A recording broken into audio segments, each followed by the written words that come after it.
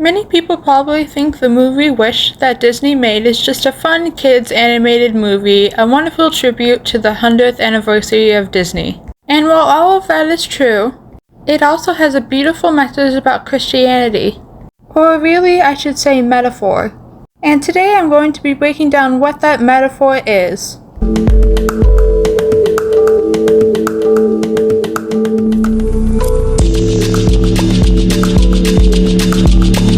We start off the film in a beautiful kingdom called Rosas.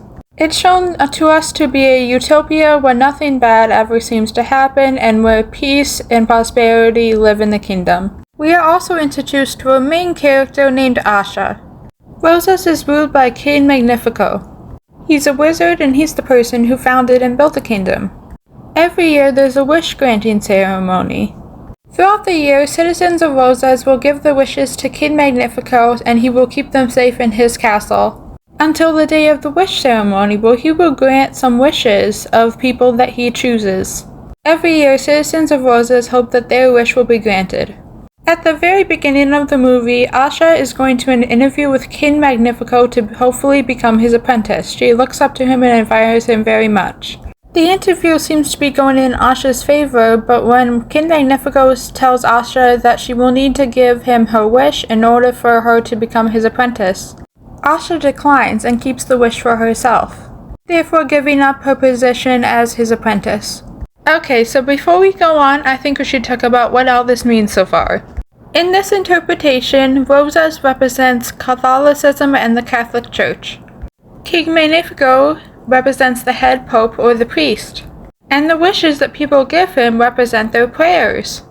The people go to him with their prayers so that he can pray the prayers that he chooses to pray to God, just like in Catholicism. But Asha didn't give her prayer to Magnifico, she kept her prayer for herself. Now let's continue with the plot of the movie. After rejecting Magnifico, Asha goes up to the top of a tree, looks up at the sky, and makes a wish on a star. This is the first time someone in Rosas has made a wish for themselves without King Magnifico. Immediately after Asha does this, a star comes down from the sky and starts talking to her. The star tells Asha that King Magnifico is keeping the wishes prisoner and that he isn't granting most of them. Asha agrees to help get back the wishes. Meanwhile, Magnifico can sense that the star has come down from the sky and he is not happy about it. He senses a threat to his power. Now let's take a little break again and explain what we just talked about. Instead of giving her prayer to Magnifico for the first time in Rosas, Asha takes it directly to God. And right after she does this, either an angel or the Holy Spirit comes down and tells her the truth, opens her eyes about what's really going on in Rosas, that it's not this utopia that she thought it was. Once the preacher, King Magnifico, realizes that the people no longer need it and that they can just pray directly to God, he gets angry and bitter and turns against God.